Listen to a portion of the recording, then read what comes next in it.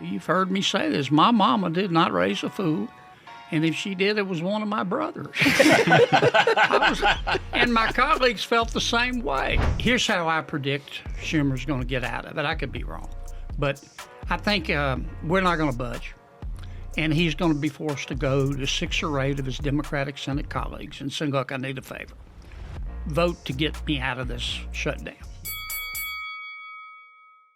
Alzheimer's doesn't start when the memory fades. It can begin decades earlier, quietly in the brain. Science is advancing to better fight this disease. New tools can help doctors detect Alzheimer's early, when we have the best chance to slow it down. Early detection means more time, more birthdays, more anniversaries, more moments that matter. Let's act sooner, not later. Learn more at pfcdalz.org. Paid for by the Partnership to Fight Chronic Disease. Ladies and gentlemen, your attention, please. Keep the faith, hold the line, and own the libs. It's time for our main event. Fun Time Friday. Welcome back to the Ruthless Variety Program. I'm Josh Holmes, along with Comfortably Smug, Michael Duncan, and John Ashbrook, left to right across your radio dial.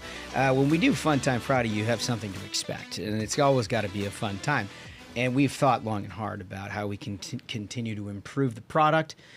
I can't think of a more fun way to improve the product with our guest, Senator John Kennedy. How are you, sir? I am walking on sunshine, guys. I'm just happy to be here.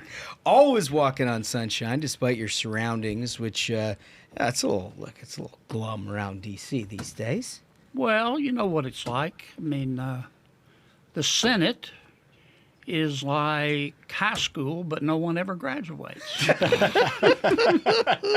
They just stick. They just stick around. Yeah. You know, we've got some guys that have been in the 10th grade for 37 years. So we want to ask you a couple serious questions, but it gets into a larger, funnier conversation, which is like, look, the government shut down. The House did their job. They passed a continuing resolution. But, you know, like I've been around a little while, and when that happens, it's a clean CR, as they say, which is basically just continuing what you're doing. There's nothing really to negotiate against, unless, of course, you're in a perilous political standing and you happen to be a majority leader from the state of New York who's up, and you have a young upstart with initials as her name, and it turns out you almost lost your job as majority leader 6 months ago because you did the clean CR and they wanted you to fight and things. Is that kind of your takeaways? Chuck Schumer, is this just like a political vanity project? Yeah, look, the Democrats have done a pretty good job of muddying the water to make it look deep, but it's very simple. Tuesday a week ago, the country was rocking along, minding its own business. Our budget ran out at midnight, but we'd been talking to the Democrats about just continuing the current budget, no strings attached, for 6 or 8 weeks till we could negotiate a new one. And at the last minute, Schumer came to us and said, here's the deal. We're going to vote to shut down unless you give us $1.5 trillion, and we're going to tell you how to spend it. And we looked at each other, and, you know, you've heard me say this. My mama did not raise a fool. And if she did, it was one of my brothers. And my colleagues felt the same way. Yeah. Obviously, this really was such an unserious offer. It's not about policy. It's about politics. Yeah. Senator Schumer is nervous as a pregnant nun because the loon wing, the socialist wing of his party, does not like him. He wants them to like him. Yeah. And so he's trying to ingratiate himself to the loon wing of his party and its leader, Congresswoman Ocasio-Cortez. Yeah. And that's what's going on. And I don't think it escaped your attention, certainly didn't escape ours, in that 3 weeks prior to all of this that she made sort of an announcement on background, by the way. Somebody else was speaking for her. She couldn't do this herself. But that she's actively exploring either a run for the presidency or a primary challenge to Chuck Schumer. She hasn't decided yet. I imagine that the majority or minority leader had some attention paid to that kind of thing. Well, look, this is America, guys. You're entitled to your opinion. I'm entitled to mine. How can I put this? I think that the Congresswoman is single-handedly trying to put an end to dumb blonde jokes. And our attitude is, you've heard me say it before, our secret plan is Operation Let Her Speak. Yeah. And Chuck, just he sees what we see. Yeah. But he can't seem to figure out how to defeat it. Yeah. Yeah. Now, and look, don't misunderstand me. I like Chuck. He's a friend, but he could start if he'd stop all the spastic arm movements. He goes, I believe strongly in this.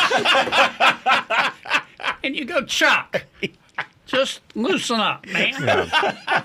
But do you feel good about where we are at as a Republican conference? I do. I do worry about this sometimes when the things like this, when we enter a period where you have a shutdown and there's microphones in front of the face of every senator every single day, that you start to get this instinct to almost negotiate against yourself in some way. Yeah.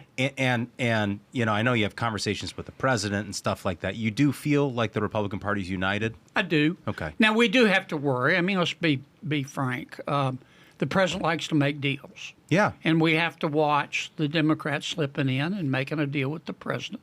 But he's been great about sticking. We're for the most part, united. Mm-hmm. We understand the stakes. There are 24 million people on Obamacare who are receiving the extra subsidies. The Democrats started these things. Well, it's an emergency. They said it was for the pandemic. Well, the pandemic ended 2 years ago. Yeah. And of the 24 people on the Obamacare exchanges, 1.6 are getting the extra subsidies. Yeah. And what Biden did was take the cap off. Used to be you only qualified for the exchanges for Obamacare if you were a family for making no more than $130,000 a year. Well, now we've got families making $600,000 a year. They get the subsidy. And they get the subsidy. Yeah. It's almost like the Affordable Care Act is not affordable. No, that's Josh, you nailed it. That's the real issue. The subsidies, don't misunderstand me, are an issue. But the real point from 35,000 feet is Obamacare exchanges are broken. Yeah. I mean, they were supposed to make insurance cheaper and more accessible. It's done neither. Yeah.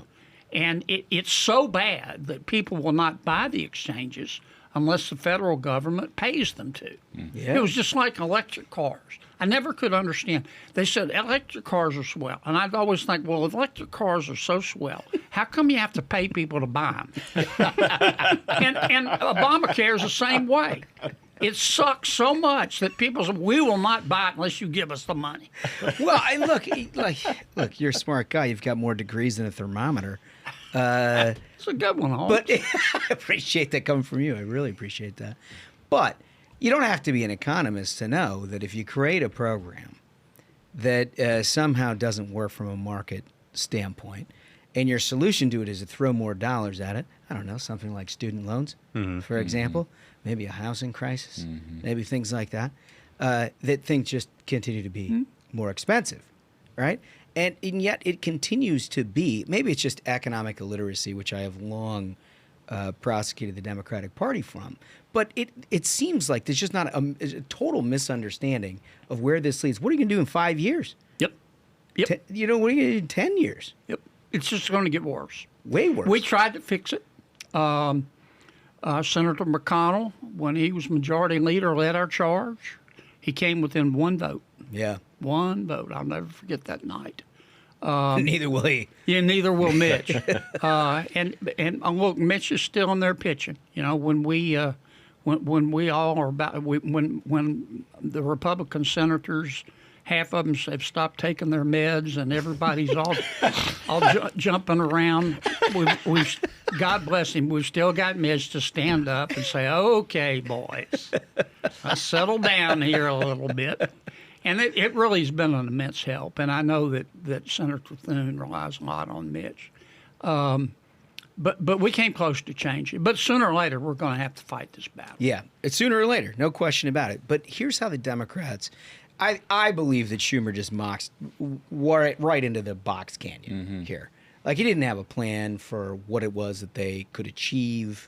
He had no idea what winning looks like from his perspective. But once you're there, you got to invent things. So he's got a bunch of his colleagues that I want to hear your reaction to that are sort of like trying to figure out a way to justify all of this. Clip one, if you don't mind. They have had months to negotiate. And you reopen the government, and we lose our leverage, and they say, well, we want this, we want that.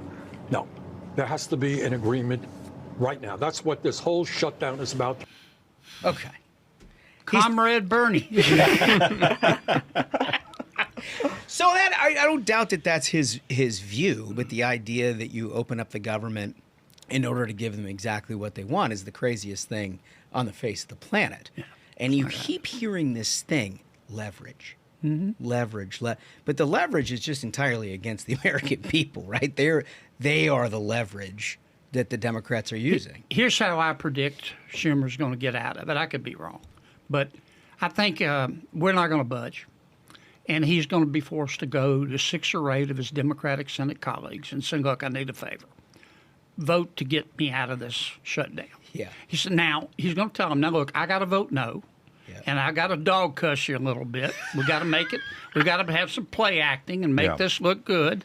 And then we come out of the shutdown. But Bernie, he's tough. But the danger for Bernie, I'm serious. What he's got to watch, he doesn't want to look like he's had a mutiny. Yeah. Because then he's weaker than when he went in. Yeah. Right. And he wasn't strong then. No. So he's in a really, really difficult spot. And even with the legacy media trying to do the best they can, if you just stop trying to tell jokes, Yeah, that's your job. That's my job, man. But that's probably, in my opinion, how we'll get out of Well, this. it sounds like a real big favor that he's asking of these members, and I'm sure they're going to come. But he's got with some ideas. You're right. You're right. But he's got some that are up for re-election. Yeah. Gene Shaheen. I shouldn't single out anybody, but Gene's not up. Peters. Gary's not up. He's got some other folks not up and who are going to continue as senators, but they're in safe seats. Brian Schatz will help him out. Because he wants his job. Because you said that, I didn't. So there will be the votes there to bail him out. Yeah. But we're all going to be able to know what's going on. Yeah. So getting back to this leverage thing, you're somewhat of an artist when it comes to language, linguistics. I don't get nearly enough credit for things I don't say. Yeah. Regional dialects or something that is that core competency. That means that my voice scares small children. Holmes is so polite. What he really means that my voice sets off car alarms. I didn't say that. I'm self-aware. But I will say, you're going to have a reaction to your colleague Sheldon Whitehouse. We talked about it on the program earlier this week. You gotta hear. Leverage is a big thing. Let's hear from Sheldon the way he sort of articulates this. But we'd rather negotiate with you after you've given away your leverage. Do it in a couple of days or a couple of weeks when we've given up our negotiating leverage. Your leverage. That sounds a lot like cleavage. So, leverage, Sheldon. I love Sheldon. It's a nice suit. I remember when it was in. Back in 1978. No, I got to speak to the boy. You just can't take him anywhere. Leverage. If ever there was a New England defeat, It is leverage. That feels like a New England boarding school affectation right there. Leverage. Is that going to play where you're from? That's not going to play where I'm from. I'm just telling you. If you go down there and you're like, hey, you guys don't understand. We have to work on the leverage. Yeah. What do your people say to you? Yeah, they go. They say, "What planet did you parachute in from Kennedy?" I mean, it's just bad. I haven't seen that clip. I can't wait to see Whitehouse. Oh God, you got to talk to him about it. Whitehouse, show me your leverage. If you do that, you need to report back. I will. So just call right in and give us the whole rundown. So when we return, we want to talk to you a little bit about this oversight hearing you had the other day with the Attorney General.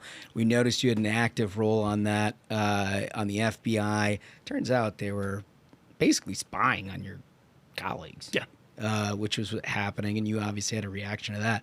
We're going to get to that and your new book right Good. after this. Good. America's demand for energy is rising rapidly, and at a time when American families can least afford an energy shortage. But for decades, critical energy projects have been blocked, limiting our access to reliable, affordable American energy and putting America's energy dominance at risk. The solution is obvious. Overhaul the broken energy permitting process. Make it faster and simpler. Innovation, a strong workforce, abundant oil and gas. We have it all right here in the USA. Let's put America first and political agendas last. We can power our own country, create thousands of good-paying American jobs, and unleash American energy to be bigger and better than ever before. Because when America builds, America wins.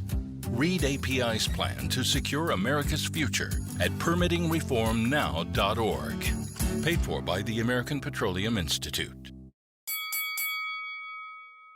All right. So the setup to all of this is the revelation a couple of days ago that the FBI and the Department of Justice found out that Jack Smith was basically spying on your fellow colleagues. They were trying to obtain phone and data records for 8 of your colleagues. Huge constitutional problems. Article 1, Article 2. Like, this is, you don't need to be a constitutional lawyer to figure that out. But you got a hold of this in the oversight hearing. You're pretty animated about it. Well, there have been rumors about this for a while. Chuck Todd and others kept saying, it's just a conspiracy theory. Well, guys, we're going to have to get some new conspiracy theories because all the old ones turned out to be true. I mean, conspiracy theories are up like 37-0. I mean, when I first heard about it, I thought it was satire. But basically, Mr. Jack Smith, I thought he was smarter than this. I've got rocks in my driveway that are smarter than what he did. I mean, he basically, I guess he thought he wouldn't get caught because he's not stupid. He went and basically got the phone records for 8 sitting United States senators. And we haven't figured out how he did it. Some kind of subpoena. I can tell you this, the telephone company, if he did serve them with a subpoena, the telephone companies that did not challenge that subpoena, that didn't try to quash it, that just handed it over, just vomited forth the information, they have a lot of civil liability. But we're going to have to get, and we asked Pam, the Attorney General about it, and I think she just found out about it, and there's going to be an investigation. But I don't want to see it. I don't want it to be one of these investigations that, well, we're working on it, and we'll be back to you in 2 years and 7 months. Yep. Yeah. That's what we worry about. Yeah, I mean, your questions were right to that. I mean, you basically are like, all right, well, so what are the answers here, and how quickly can we get them? I want to do a separate hearing. I don't want to interfere with the investigation, but I would subpoena Mr. Smith. Yeah. If it appears that the Attorney General was aware of it, I'd subpoena Attorney General Garland. We may have to subpoena Director Wray. Yeah. I'm told, I don't know if it's true, but that many of the FBI agents that were involved in securing the subpoenas or checking ZipRecruiter right about now. They're no longer gainfully employed. but I mean, this is serious. Yeah, it is serious. This is very serious. Yeah. And I've listened to them talk about the President Trump being, destroying democracy and weaponizing. Give me a break. Gag me with a spoon, man. These guys started it. Yes. And I knew, I mean, all the Attorney General did of the United States, Merrick Garland, he for the first time he sued a former president, and the former president that he tried to criminally prosecute just happened to be Merrick Garland's boss's opponent. Now that's the only Convenient. very convenient. This happens in some countries, but their Powerball jackpot is 287 chickens and a goat. It doesn't happen in America. And when they did this at Justice, I said, they have unleashed spirits they can't control. Yeah. Yeah. And that's it. We've got a serious problem. And none of these processes, I don't need to tell you, none of these processes move quickly. But if you were to subpoena those others, as you mentioned, I mean, is it possible that the subpoenas could go out and they could be before your committee as soon as this fall? I hope so. I'm pushing for it sooner. Nice. Wow. That's right. And look, this is the danger. There are a lot of ambitious prosecutors out there at the federal level, but also state level. Yeah. And I can see some Republican prosecutors, for example, angry at this abuse of the rule of law, going, well, you know what? If they're going to do this, maybe I'll indict under state law all of the people around President Biden that hid his neurodegenerative disease from us under state law. Maybe I'll just indict them. And then it's off to the races. Full Banana Republic style. It's off to the races, and we've got to fight. Here's what I get concerned about, because this is just the latest installation. I mean, we were around when the Obama IRS and Lois Lerner decided, I remember it well, shortly after the Citizens United and everything that allowed nonprofits to interact basically with the political process. It became problematic for President Obama, and shortly thereafter the IRS decided that every conservative nonprofit was now under an audit. Right? Not every, but I mean a lot. Yep. And it was only conservative. It wasn't anything liberal. And that kind of went away, right? And then we got to a point where the press became problematic for President Obama in 2016 and 2017 because he wasn't doing a good job. The country kind of turned against him, and this is before the President Trump election. And so all of a sudden the Associated Press. And, the freedom of press, I thought that was a sacrosanct thing amongst your liberal colleagues. But all of a sudden you find out the Obama administration was, unbeknownst to the Associated Press, subpoenaing and obtaining phone records from editors and reporters of people reporting stories out against them. And then you get all the stuff with Trump, right? And then you get all this stuff that just was revealed this week. And then we hear stories that was reported in the New York Times this week about Hunter Biden and all the nonsense. And it's like, I understand what political hay is, and you and your colleagues make a good amount of that when these guys step in shit. But we're now into a point where it's like, this is a very intentional, deeply problematic, and historically, you can set your watch to it. Every time these guys get in power, they do the same damn thing. Am I wrong about that? No, it's got to be stopped. And when Attorney General Bondi was before Judiciary for confirmation, we talked about it. But it's difficult because our charge to her, I said, General, you need to go over there and get rid of the bad people and lift up the good people. Yeah. And that's easy to say. But when you're getting rid of the bad people, their friends and supporters go, political weaponization. Yeah. No, we're getting rid of bad people.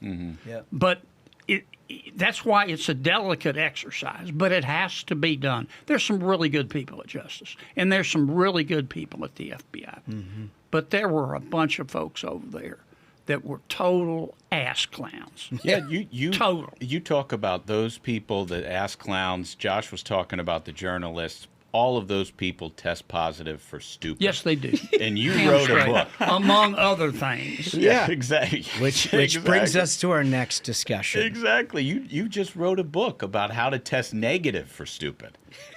And why Washington never will. Yeah, it Greatest was- title. Well, I'll tell you, I sat down. I wrote most of it in with a handheld dictaphone at my kitchen table. Oh, that's And gonna. That makes it a must and read. We went through edit after edit. I had an editor at HarperCollins who was very good, but I did most of the editing. And so you give birth to this thing, and you don't know how people are going to react. It's not a policy book per se. It's a story book. I use stories to make my points. As you about always policy. have, sir. As you always have. Many of the stories are funny. Some of them are really bizarre, deeply weird, but all of them are true. Yeah. And I try to use these stories to make people understand what the Senate's really like, to explain to them why in Washington, D.C., normal is a setting on the clothes dryer. Yes. That's how we got. But also to try to explain, look, it doesn't have to be this way. Did you do that deliberately? Because when we started this podcast, I thought that was one of the driving motivations of doing this show is we wanted to make politics more accessible to like normal people. Sure. Where we talk normally about politics and it's not some esoteric thing with every single episode. When you wrote this book, was that sort of your intentional thing as well, where you're like, I want to explain to you how it works, but I'm not going to talk about cloture or this, these. Yes. We're going to talk about politics like life. Yeah. Exactly. I tried to speak very plainly in basic English. Right. No Sanskrit. Although you probably could if you wanted to. Yeah, well, who'd know the difference? Huh? And I did. There were stories obviously I left out, but I really wanted to put names on things. Mm-hmm. I thought that was important, and I was trying to be very careful. All these stories are true. Look. I don't know. We're number one on Amazon, so I'm very proud of that. There you go. I'm not surprised. But if people will give it a chance, it may make you think. It'll probably make you laugh. Good possibility it'll make you day drink. 'Cause I didn't pull any punches. All the things we're qualified for here. Absolutely. But anyway, I told some good McConnell stories in there. I'm sure there's some beauties in there. And Mitch is still mad at me from the time when he was majority leader. I was having a bad day, and the press asked me how things were going. And I said, America was founded by geniuses, but it's being run by idiots. And I probably told you this, but I went into lunch, and I also said, I added to it, I said, I don't know how some people in leadership made it through the birth canal. And so I go into lunch, and there's Mitch, and he said, John, I had no trouble making it to the birth canal. That is a true story. That is so good. It's so good. You got to buy this book. And then he said, I'm moving your office to Richmond. The Dirksen basement looks fine this Yes, time. absolutely. I deserved it. Listen, How to Test Negative for Stupid and Why Washington Never Will. You got to go buy this book. I assume we can get it anywhere? You can, yeah. Amazon, books, Anywhere whatever. you buy books. Anywhere you buy books. Yeah. Smug there are no big words. I was going to ask if there's an audiobook There's that you read, because I'd buy that. we in a have a heartbeat. health club, as you know. There's a naked picture of Schumer in the shower. It'll trigger your gag reflex. I'll put it that way. No, I'm just kidding. That's not true, folks. But you got to buy it to find out. You got to buy it to find out. Listen, so good to have you. Always a pleasure having you in here. You just Thanks, keep doing guys. a great Y'all have been great so job. kind to me for having me. I love your show. Thanks for giving so much to our country. I mean that. Y'all help a lot of people understand a crazy process. Well, I really Thank you so appreciate much, it. Senator. Thank you, Very Senator. kind. So Kennedy's just 10 of 10, isn't he? Always. I mean, he's just so good. I think we owe him a jacket. He's been on here like 4 or 5 times now. He's just the funniest guy on the planet. It's a highlight reel. You cannot have a bad time with that guy. You can't. He's just a laugh a minute, and it's just fantastic. And he's doing good work, obviously. So, look, you all know by now Jack Smith, the special prosecutor that was in charge of basically prosecuting the political enemy of Joe Biden and Donald Trump, was up to all kinds of nefarious things. And that's been litigated over the last couple of years. And now we know that he had subpoenaed phone records for 8 sitting Republican United States senators. What was also a part of that conversation, frankly, that shouldn't be sort of brushed by, is the efforts to conceal what it is that they've done. This is as clear-cut a constitutional. It's like you got articles in the Constitution, Article 1, Article 2. Like, this used to be a very bipartisan understanding that the executive doesn't investigate the congressional, doesn't investigate the Supreme Court. Like, this is just clear cut. It's like 101. If you've ever gone to law school for like a day, you don't even need to go to law school. Just read a fucking book and you understand that this is completely ridiculous. What they did, because they know that, is try to conceal all of that. Right, and remember how long it took for them to investigate and get to the bottom of Bob Menendez. Like a famous United States senator who was crookeder than the day is long. It took them 10 years to get to the bottom of that simply because of the protections that you're talking about. Exactly. I remember Richard Jefferson with the, he had like 10 grand in his freezer that they found. He was a member of Congress back in the mid-2000s. Yeah, Louisiana guy. But then the Bush administration attempted to send, after they found the cash, attempted to send agents into the House of Representatives. And then a Republican Speaker of the House who would love to knock off Richard Jefferson or William Jefferson, whatever the hell his name was. He was a fucking crook and he went to jail. Anyway, he said no because it's a clear-cut constitutional problem. And I, as Speaker of the House, cannot allow the executive to just march in congressional buildings and serve out subpoena. So this is obvious to everybody. Cash Patel, director of the FBI, walks through the lengths to which Jack Smith and his team went to try to conceal that, presumably from an incoming administration, but almost anybody who would look at it who had any fidelity to the law whatsoever. Right here in clip 2. It in a lockbox, put that lockbox in a vault, and then put that vault in a cyber place where no one can see or search these files. They're called restricted access and prohibited access. Restricted access means some people get to see it. Prohibited access, you put it in there when you want to hide it from the world, and that takes the authorization of the Attorney General and the Director of the FBI. So not only did they weaponize this law enforcement, but when we got in there, and when I got in as the FBI Director, from my experience as Russiagate, I knew where to look and what rooms to open and what doors to kick down. And that's what we did. We found this information to expose the politicization by Jack Smith and the prior Department of Justice. I mean, just think about it. 8 sitting United States senators. Phone records were gathered and subpoenaed through the grand jury process, and it was buried and wormholed. It was the hope that no one would find it. So we're just scratching the surface here, but accountability is coming. That's the thing. That's the thing. And I was so happy that Senator Kennedy got into this, and specifically about the speed with which he wants this to be dealt with. Because I think, you know, we walk through the entire history of the number of times that Democrats have used and abused their power to spy on Republicans. And every time they get away with it, they get more and more brazen.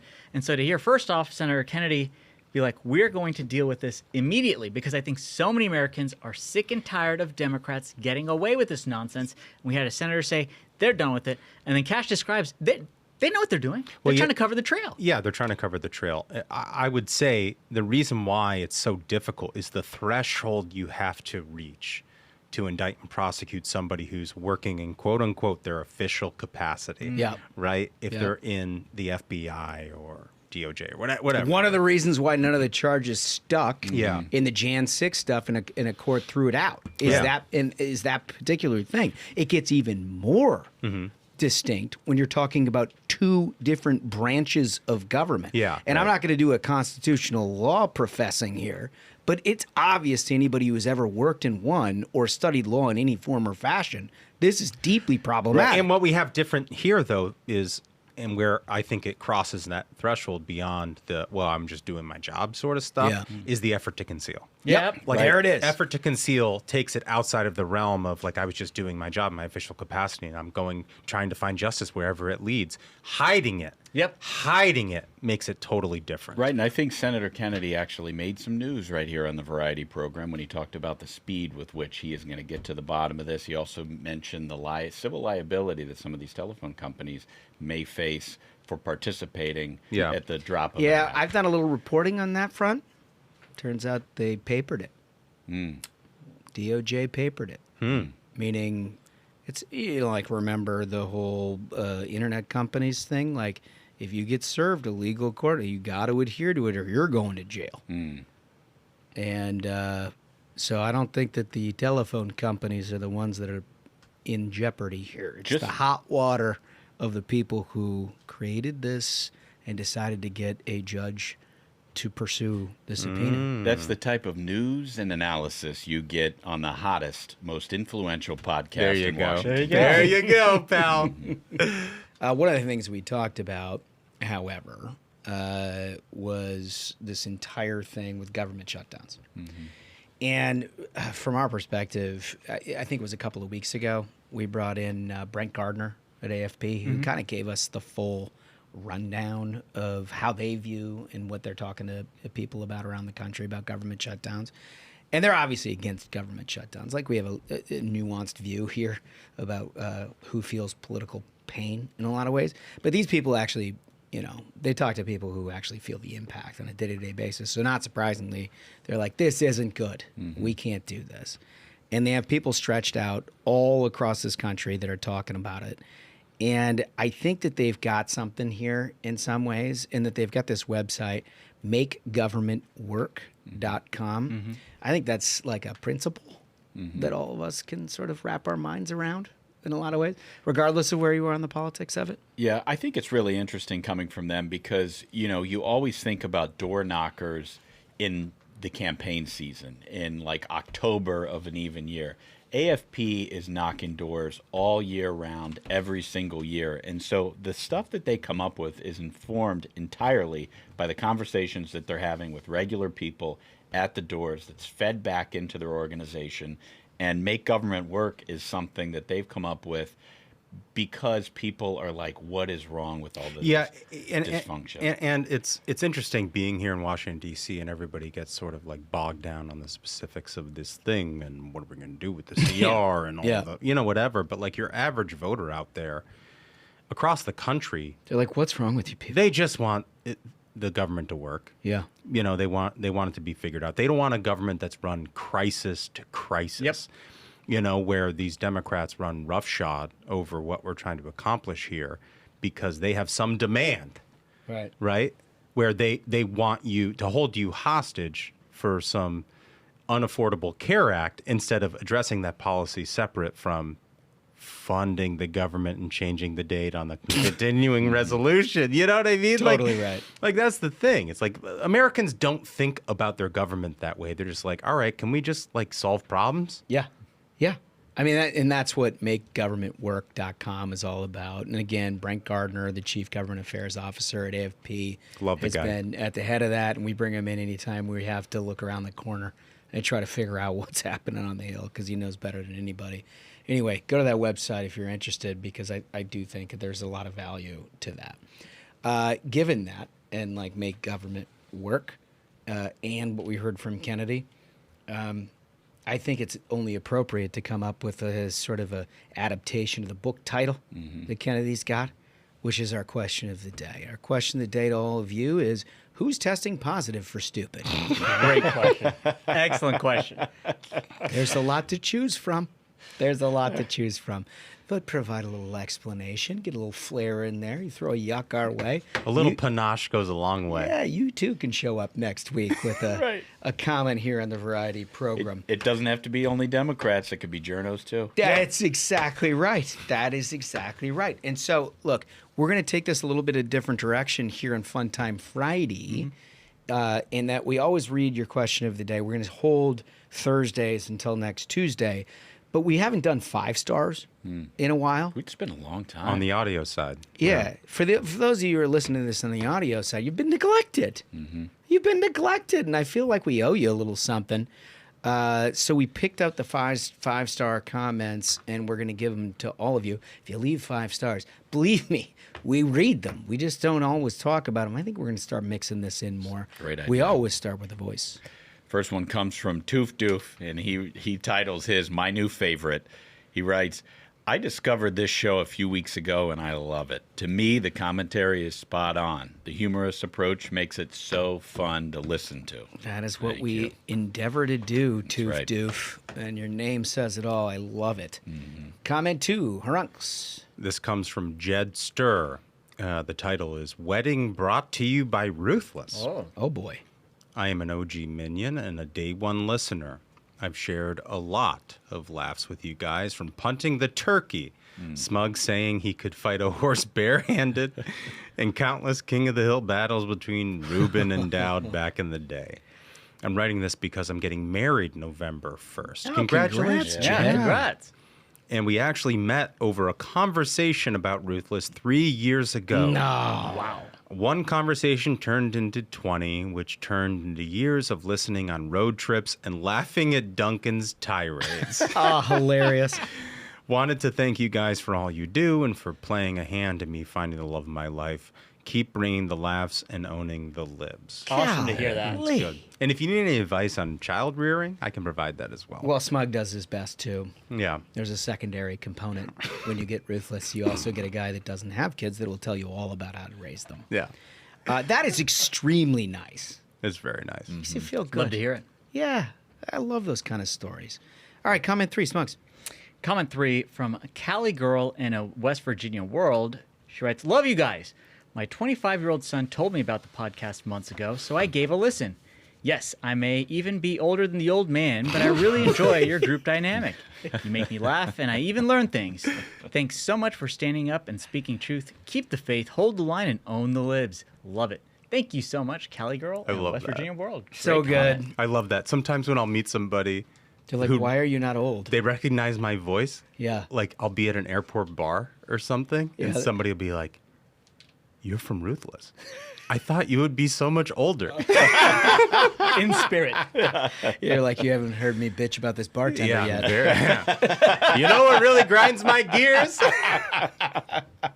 Oh, that's great. All right, so you've heard us talk a lot about Z-Biotics, and Z-Biotics to us is the absolutely essential material for a pre-alcohol drink that you have to bring with you when you're going to have a big weekend. We do it all the time, and it has worked for us every time. What is the saying? How do we work that thing? There's no tomorrow without Z-Biotics today. Yeah, and It's true. And it's, to be clear, not their slogan. It's ours. It's ours. It's ours. We created that for them. But that's what we say when we get a box of this stuff, which, by the way, I'm going to watch your fingers on this stuff, Smug. Yeah, because it's kept from me. They always want to go and grab a drink after we're done recording, and then there's none left for me. But I'm going to take all of this. It's all mine. This is all you see right here. I'm taking it with me. Okay. And that's because it works, folks. I don't care if you're going to have one drink, if you're going to have 4 or 5 drinks, if it's a big night out, if it's just having a bourbon, watching the fireplace because it's fall. If you're going to have a sip of anything to drink, you should have this first, because let me tell you, so many people think that, oh, I feel bad after I had alcohol because I'm dehydrated. That's not the case, folks. When you have alcohol, your body breaks it down, and then it has these like toxic byproducts in your gut. That's what feels bad the day after. But if you have Z-Biotics first, that doesn't happen, folks. You feel like $1 million in the morning. Developed by PhDs. PhD, you know, you got to trust the science here. And I don't have to trust the science. I can trust our results. Yeah. I can trust our own behavior the next day, which is fantastic. So you got to go to zbiotics.com/ruthless to learn more and get 15% off your first order when you use Ruthless at the checkout. Z-Biotics is backed by a 100% money-back guarantee, so if you're unsatisfied for any reason, they'll refund your money, no questions asked. Remember to head to zbiotics.com/ruthless and use Ruthless at the checkout for 15% off. I was just with a guy last weekend. He heard me talk about it. He was like, I'm all over this. He ordered it on the spot. Yep. And I heard back, he likes to drink. Good. By like Tuesday, he's like,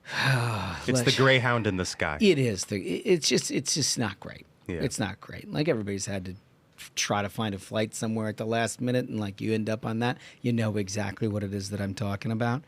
But when you combine that with Baltimore, you've really got something going. That's what we have here in clip 5. Hey, got moving. She won't let us get by, man. What is wrong with you? Oh my I would hate to be your daughter and have to go home with you. No wonder she's back. Hell yeah. For our audio-only listener, you're seeing a woman who is blocking the aisle, not allowing people to get through until her daughter, who is sitting in the last row, has the opportunity to pass every one of them in the row.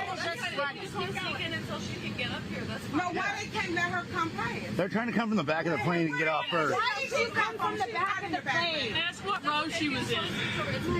What a nightmare. But why they can't let her pass? You haven't been on this plane long enough, lady? Mind your motherfucking business, bitch. Yeah. There we go. Yeah. There we go. All right. So what is happening there is that woman who is sitting halfway from the front and the back stood up, and you exit a plane, everybody kind of goes row by row.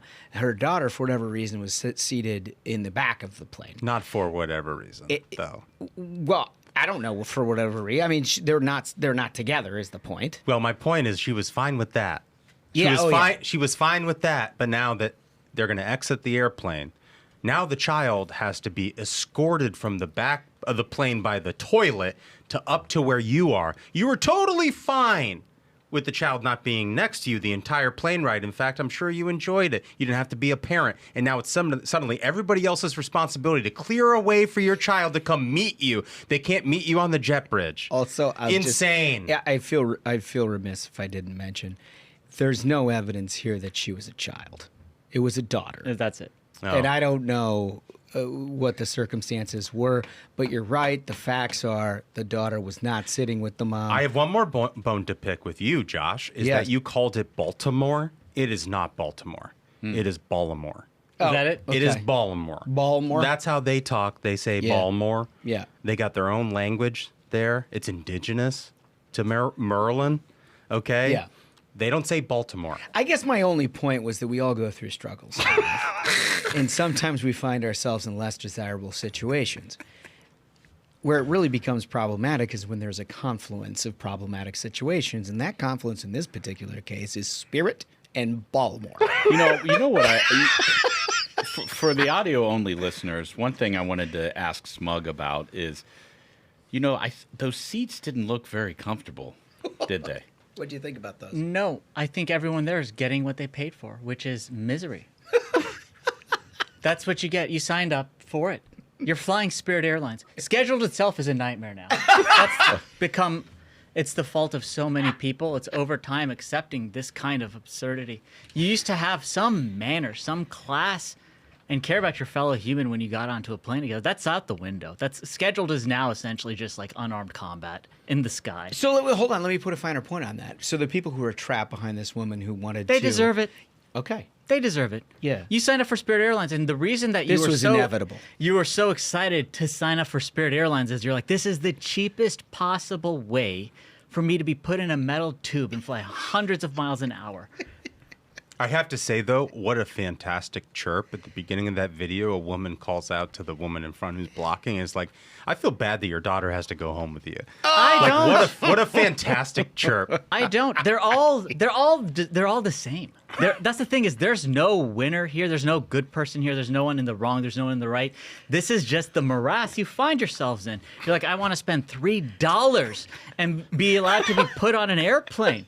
And that's what you get. You're surrounded by other monsters like yourself. So you don't think this is going to happen? You think you're going to be able to get on a plane and pay $3 and everyone is going to have some class and dignity? No. You pay for that. It doesn't even pay for the gas. Yeah, you pay for that.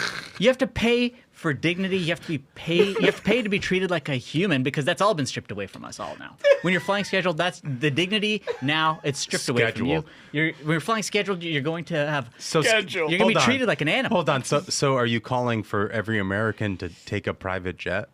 I'm saying that so much of this has spread. It used to be, oh yes, airfare costs more. But along with that, you've got people who are like, you know what? This is a special occasion.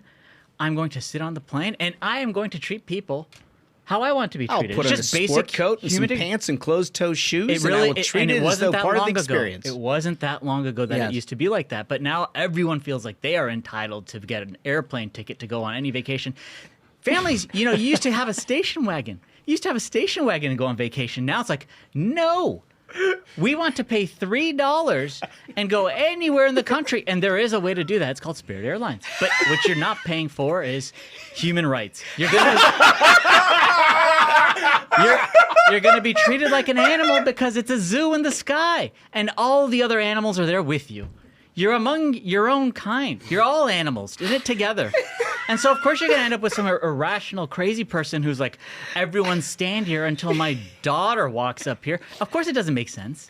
But it doesn't make sense to think that you should be treated like a person paying $3 to fly across the country. They all deserve it. I see these videos, and I'm amused by them. They all deserve it. Dude, what a take. They all deserve it. What a take. It's been a Incredible. while since we wound that plate toy. And we're going to have to let more air out of the balloon more often. Yeah. Because he got a lot of pent up stuff there. We're not done with airlines, fellas. Oh, boy. And I haven't seen this one yet, but Frontier Airlines, apparently. Again. Same kind of genre. Same thing. Budget airline. Yeah. Airline workers very cutting insult to a sunburned Karen booted off plane for being drunk alongside sister. This is according to the Daily Mail. An airline worker used the weight of two sisters to identify the pair to police after they allegedly assaulted the crew member while being hauled off a flight. Apparently that was an identifying characteristic. We're about to find that out. Which, we got a real blind spot for that kind of thing here on the variety program. Anyway, Kira Lyons, 22, and her older sister, Marla Lyons, 31, were traveling from Orlando to New Jersey. Oh, in boy. May. There it is.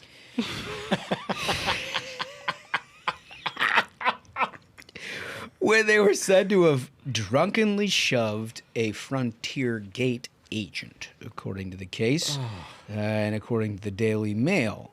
When asked by the officer to describe the sisters of the perpetration, the agent identified Kira as young and thin, while describing Mara as being chubby and older. Amazing. Well, you can understand why that created quite a mess for Mara and whoever encountered Mara. So the court records now seen by the Daily Mail indicate that Kira was hit with a charge of battery in the first degree. So she kind of took up for the chubbier one, Mara. But we're going to see clip 6. I can't. I'm literally. I can't. Is that Kira? I have anxiety. She has anxiety. Oh, and the she's got anxiety. Yes, that guy pushed her to the ground. There's the chubbier one. Yeah. That's We were on the Mara. plane. She had to use the bathroom. They're all the chubby They ones. asked her. They go, Which is the non-chubby one? Come on. You need medical attention. Oh, wait a minute. Jeez, this is the one that they attacked, allegedly. This is the victim. And then the sister came up and shoved me again. The short, skinny one first that pushed me, and then Well, I guess everything's relative here. her sister. I walked in the bathroom, and they pushed me, and I was like, okay, I'm gonna go to the bathroom, and he went this to my boot. Sorry. Oh, did it? Oh, to push She the... managed to fall in the jet bridge. Me? No, the flight attendant. The The lady. flight attendant, how did she fall? I don't remember her falling. Oh, she's It was to my shit-faced. boobs. Yes. No, I need Klonopin. I need a Klonopin. No way. Hell yeah. Yes, I tried to. After Jose pushed her, the other girl fell, and she's like, "Oh, I got her." The other flight attendant, I didn't get her name. But I was like, are you kidding me? I watched her fake it and fall down. Like, oh, my wrist. He did. So he was like, They got great tat sleeves, by the way. "You were not Okay. hit." All of them. I'm calling right now. Oh, no, she's on the run. Oh, they've got her. Apprehended. Bad boys, bad Apprehended. boys. Either because we didn't do anything wrong. Yeah, I I'm mean- kind of with you on that, Smug. I'm not sure how I can tell these folks apart. Oh, I'm shocked. It was a tattooed person wearing the leisure wear outside. That's workout clothing. You wear that to the gym. You don't show up in public with that. Everything's hanging out of everything. Get out of here. and you're tattooed, and now there's a problem, and everyone walking around you is not surprised. Oh boy, it's the hysterical women wearing workout clothing, everything hanging out, their gut hanging out, everything sticking out, looking like Twinkies coming out of their back. Tattooed. I could have never guessed the problems were coming from here. Yeah. Who would expect these people to get drunk and start problems? And walking off a Frontier flight. Yeah, well, of course. Yeah. You don't want to be in the same terminal as Frontier to begin with. I guess my thought that I had in listening to that entire thing, the endless prattle from all of these drunk people talking about how they were aggrieved. I thought to myself, Frontier should run one route, and that is to Guantanamo Bay. I mean, this is, and when you find out that it was in New Jersey, it's like, oh, again, I am surprised. The dregs of society in a state that's famous for being a giant trash can. Now we're attacking New Jersey. We're going to get so many emails. Wait, why are you attacking? Just because of New Jersey? It smells like trash everywhere you go in New Jersey. Come on. No, it's fake. I think per capita they have more. It's the Garden State. Which is, again, the biggest lie. It's a psyop to call that place the There are Garden beautiful State. parts but I think of New per capita, Jersey, more than any other state, they have surface area that's actual dumps. So much of it just reeks. And that's why, like, every Italian you meet there, they work in waste management. He's going out. But that's why they use it as an excuse, because, there's millions of dumps. The state's a dump. Dude, the amount of mail we're going to get on this I know. is just going to be astronomical. And I mean, you know what? I He's don't not understand done. why the cops were so patient with it either. If there was ever a time to just hit the tasers and the handcuffs, like, why are you letting these people talk? I'm with Smug on this. We have a violent crime epidemic in this country, and we got Don't let it breed. We've got officers having to deal with this bullshit. You've got the Gitmo. the airline employee on the ground who is positively identified, who attacked them. You've got probable cause. Cuff Lock them, 'em up. throw them in a car, but don't give them 20 minutes to be like, I'd like a Klonopin, please, while I create a scene in the entire terminal. Yeah. Why do allowing that to go on is part of the problem? I'm still stuck on. There must be this must have been part of the story, but her description was that one of those ladies that we just saw was young and thin, and the other was chubby and older. And I just watched 45 seconds of the video. Not sure which one was. That's the problem. Can I make one other recommendation? Is that police officers should not have to go to airports anymore. We should just have the CIA extraordinarily rendition anybody who acts up this way to a black site. Yeah, if you're fucking around on an airplane or a gate, or if you can't get along with other people in a tight space, you should just be immediately in prison somewhere where you can't get out. Yeah, bag over the head. Yeah.